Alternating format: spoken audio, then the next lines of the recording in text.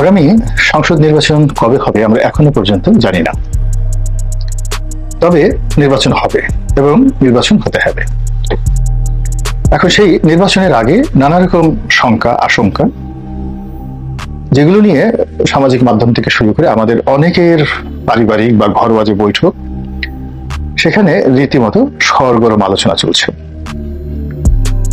হেডলাইনগুলো এরকম: ডক্টর ইনু সাহেব যে সরকার পরিচালনা করছেন, এটি শেষ পর্যন্ত একটি সুন্দর নির্বাচন নিষ্পন্ন করে তিনি সম্মান নিয়ে যেতে পারবেন কিনা। 2 নম্বর হলো তিনি কতদিন থাকবেন।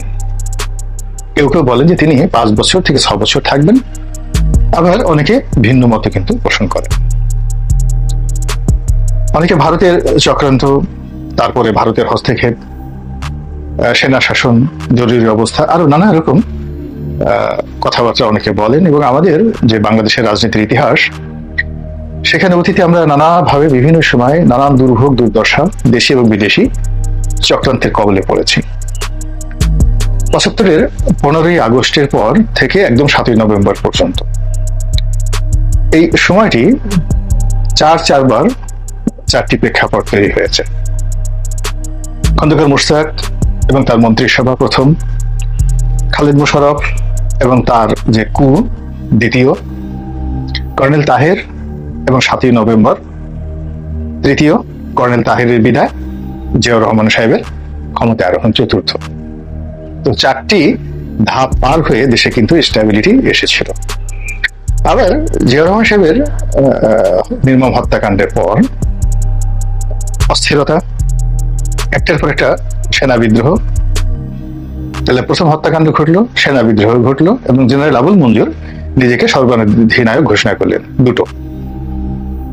তারপরে একটা নির্বাচন হলো, জাস্টিস সাত্তার প্রেসিডেন্ট হিসেবে নির্বাচিত হলেন 3 নম্বর। তারপরে 4 নম্বর হিসাবে আসলেন জেনারেল এরশাদ। আচ্ছা, এটা দেখেন যে 75 এবং 81 এই 2 সময়ের মধ্যে 4টি দৃশ্য আমাদের জাতীয় জীবনে এসেছে। এরপর আপনি যদি এরশাদের পতন দেখেন, তাহলে এরশাদের পতন হলো 1।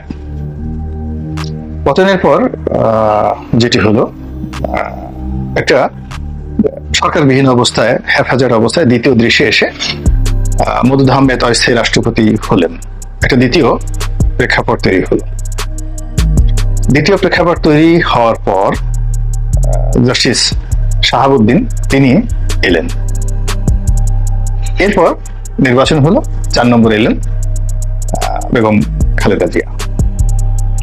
এভাবে বাংলাদেশে যে 111 ধরেন, সেই 111-এর সময়টিতেও ঠিক একইভাবে 4টি প্রেক্ষাপট তৈরি হয়েছে, জাস্ট 4 স্টেজ।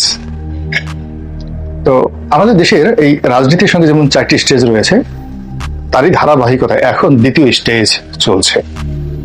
তো দ্বিতীয় স্টেজ চলার কারণে যারা রাজনীতিতে বিশ্লেষণ করেন, তারা অতীতের সেই অভিজ্ঞতা নিয়ে বলেন যে প্রকৃতিতে একই ঘটনা বারবার ঘটবে। কেন আগস্ট মাসে আওয়ামী লীগের জন্য বারবার একই দুর্ভোগ দুর্দশা হতে হবে? আগস্ট মাসে কেন শেখ হাসিনার পলায়ন?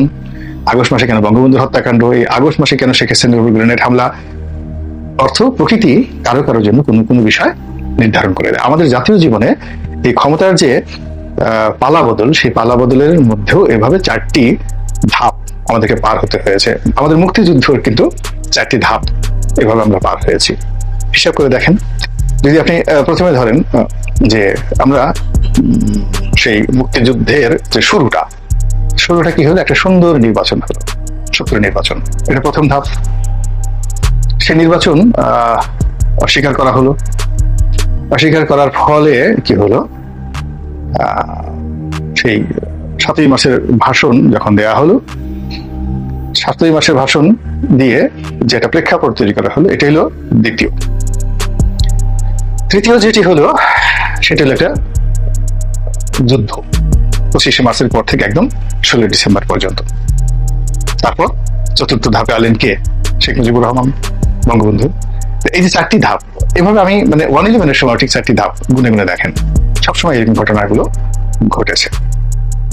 আবার এই যে শেখ হাসিনার যে পতন, সেই পতনে এসে 4র্থ ধাপে তিনি এসে তার পতন হলো। 2009 থেকে 13 পর্যন্ত এক ধাপ, তারপরে 2014 দ্বিতীয় ধাপ, তৃতীয় ধাপ আপনার যাকে বলা হয় 2018 সালের নির্বাচন, আর 24 নির্বাচনের চতুর্থ ধাপ এসে কুল্লু খালাস। এই কারণে অনেকগুলো বিষয় নিয়ে আলোচনা হচ্ছে এখানে। প্রকৃতি লীলা খেলা, প্রকৃতি খেলবেন, আমরা যেটা সাধারণ বাংলা যেটা বুঝি সেটি নিয়ে আলোচনা করি। আমরা জানি যে রাজনীতি is a political science, science মানে বিজ্ঞান। বিজ্ঞান হলো এমন একটা বিষয়, বিশেষ জ্ঞান, যেটা প্রমাণিত অঙ্ক দিয়ে, সূত্র দিয়ে, এটা এমন ভাবে প্রমাণিত যে এখানে আসলে ভিন্ন দিকে যাওয়ার কোনো রাস্তা নেই। তো রাজনীতির বিজ্ঞানও আপনি যদি বিজ্ঞানটা জানেন, হিসাব করতে পারেন, আপনি বলে দিতে পারবেন যে আগামীতে রাজনীতি কেমন হবে আর বর্তমানে কিভাবে চলছে। আপনারা লক্ষ্য করছেন যে রাজনীতির মাঠে আওয়ামী লীগের অনুপস্থিতিতে যে শূন্যতা, সেই শূন্যতা আপনি রাজপথে, বিপণী বিতানে, অফিস আদালতে, কোর্ট কাছারিতে, ব্যবসা বাণিজ্যে, শিল্প সাহিত্য সংস্কৃতিতে, টেলিভিশন টক শোতে, লেখালেখিতে, সব জায়গাতে দেখতে পাচ্ছেন, এবং বর্ণহীন। এবং আওয়ামী লীগ চেষ্টা করেছিল তাদের জমানাতে বিএনপি এবং জামাতকে বাদ দিয়ে, ইনু, মিনু, মেনন এদেরকে তৈরি করে একটা কৃত্রিম থিয়েটার তৈরি করার জন্য, কিন্তু থিয়েটার তারা জমাতে পারে। আবার আওয়ামী লীগের অবর্তমানে যে শূন্যতাটা তৈরি হয়েছে, সেই শূন্যতাটা পূর্ণ করার জন্য নানা রকম চেষ্টা তদবির হচ্ছে, কিন্তু সেটা পূর্ণ হচ্ছে না। আর সেই পূর্ণ না হওয়ার কারণে কি হচ্ছে, দীর্ঘদিনের যারা বন্ধু বিশ্বস্ত, তাদের মধ্যে শত্রুতা তৈরি হয়ে গেছে, বিভেদ তৈরি হয়ে গেছে, অবিশ্বাস তৈরি হয়ে গেছে। আর এই সময়ের মধ্যে যারা দীর্ঘদিনের শত্রু, প্রতিদ্বন্দ্বী, তাদের মধ্যে মিত্রতা তৈরি হয়ে গেছে। ইসলামপন্থী দলগুলোর মধ্যে নিদারুণ বিভেদ বিসংবাদ ছিল, এখন তারা সবাই ঐক্য করার জন্য উদ্গ্রীব হয়ে পড়েছে। এটি এই সময় রাজনীতির বিজ্ঞান। কেন সেটা বড় ব্যাপার, বাট পরে বলবো। দ্বিতীয় যেটা হলো, দীর্ঘদিনের বন্ধু জামাত এবং বিএনপি, তাদের মধ্যে বিভেদ এমন তৈরি হয়েছে, এটি হবে না। এটা আওয়ামী লীগ বিএনপি যেভাবে বিরোধ, ঠিক এইভাবে জামাত এবং বিএনপি যে বিরোধটি, এটি নতুন আরেকটি প্রেক্ষাপট তৈরি না হওয়া পর্যন্ত এই বিরোধ নিষ্পত্তি হবে না। ফলে আগামীতে যে নির্বাচন আসছে, সেই নির্বাচনে জামাত এবং বিএনপি দুটো ভিন্ন ধারাতে থাকবে, এবং যদি বিএনপি জিতে যায় তাহলে জামাতের অবস্থা তাই হবে যেভাবে আওয়ামী লীগের জামানে তাদের হয়েছিল। আবার যদি জামাত জিতে যায়, বিএনপির অবস্থা তাই হবে যেভাবে আওয়ামী লীগের জামানে তাদের হয়েছিল। এইরকম একটা অবস্থা তৈরি হয়ে গেছে, এবং এটা দেখবেন যে যখন নির্বাচন হবে, নির্বাচনের আগেই একটা জোট হয়ে যাবে, এবং সেই জোটটি বিএনপির সাথে যারা আসবে তারা হলো হেফাজত ইসলামীর যে গ্রুপটি, এখন জনাব মামুনুল হক সাহেব আছেন, মুফতি এজাহার সাহেব আছেন, এজাহার সাহেবের ছেলে মুফতি হারুন এজাহার আছেন, তারপরে শাখাওয়াত রাজি সাহেব আছেন। ওনাদের নেতৃত্বে যে হেফাজত, এই গ্রুপটি চলে আসবে বিএনপির সঙ্গে। আর যেটি আছে সেটি হলো জামাতের সঙ্গে যেটা হবে সেটা হলো বিএনপির সঙ্গে কিন্তু চরমনের পীর সাহেব ওনারাও চলে আসবেন।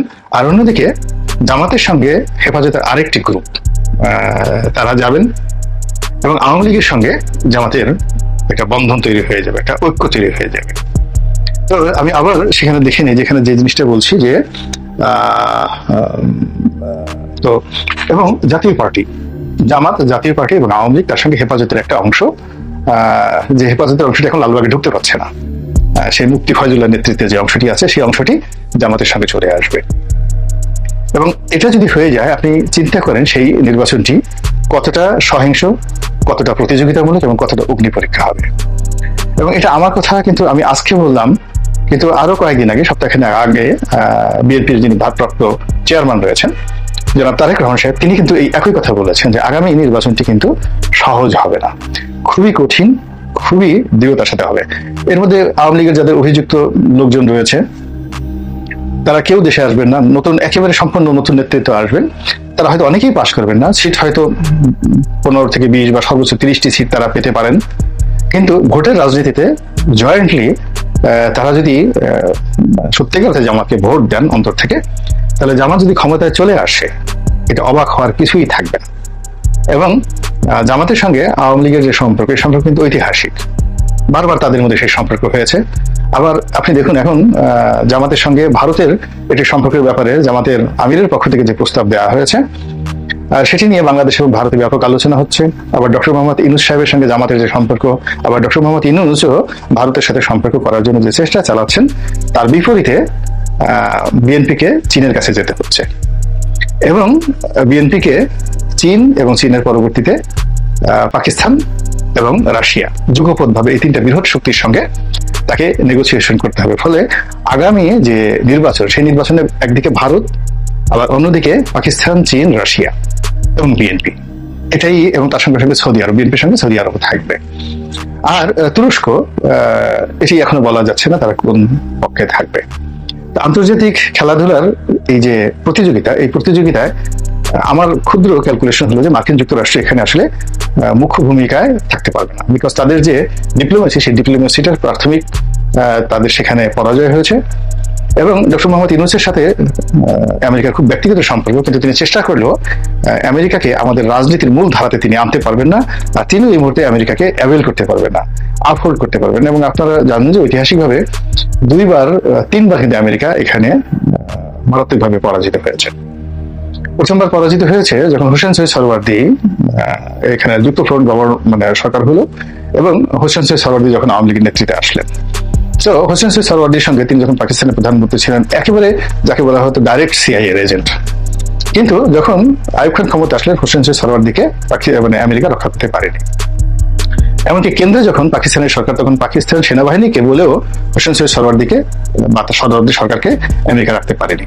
এটা হলো 60-এর দশক এবং 50-এর দশকে পাকিস্তানের রাজনীতিতে আমেরিকার পরাজয়। দ্বিতীয় পরাজয় মহান মুক্তিযুদ্ধে, এবং মুক্তিযুদ্ধের সময় তারা সর্বোচ্চ চেষ্টা করেছে এই যাকে বলা হয়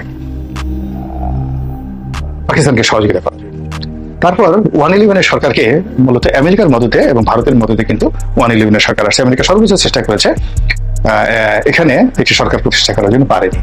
আর এইবার আরো পারেনি, শত চেষ্টা করেছে মিস্টার পিটার দিহাস। চেষ্টা করার পর তারা কিন্তু তাদের এই যে এখানে যে এস্টাবলিশমেন্ট ছিল, সেই এস্টাবলিশমেন্টটা এখান থেকে তুলে নেওয়া হয়েছে। ফলে এখন ডক্টর মোহাম্মদ ইউনূসের সাথে ব্যক্তিগত প্রোটোকল অনেকের সম্পর্কে থাকতে পারে, কিন্তু রাষ্ট্রীয় প্রোটোকলে আমেরিকার সঙ্গে তার যে ব্রিজ, এই ব্রিজটি এখন একেবারে অসম্ভব একটা বিষয়। তো কাজেই সামনের যে নির্বাচন, সেই আন্তর্জাতিক খেলাধুলার ক্ষেত্রে এখানে চীন আসবে, পাকিস্তান আসবে, রাশিয়া আসবে বিএনপির সঙ্গে, আর ভারত, এই বর্তমান যারা সরকার চালাচ্ছেন তারা, তার সঙ্গে সঙ্গে যদি জামাত এই যে জোটটা করে, সেই জোটের সঙ্গে সংগতির কারণে ভারত আসবে। এবং তাই যদি হয়, এখানে টাকার খেলা হবে, এখানে মাসেলের ক্ষমতা হবে, এখানে আরো অনেক কিছু হবে। সেই কূটনীতিতে জয় লাভ করে যারাই ক্ষমতায় আসবে, তাদের জন্য ক্ষমতা চালানোটা যেমন কঠিন হবে, আবার যারা এই নির্বাচন পর্যন্ত টিকে থেকে ওই নির্বাচনের মাঠে লড়াই সংগ্রাম করবেন, এটা যে কত বড় অগ্নি পরীক্ষা, যারা দেশের মূলধারা রাজনীতি করেন, বিএনপিও টের পাচ্ছেন আর জামাতও টের পাচ্ছেন।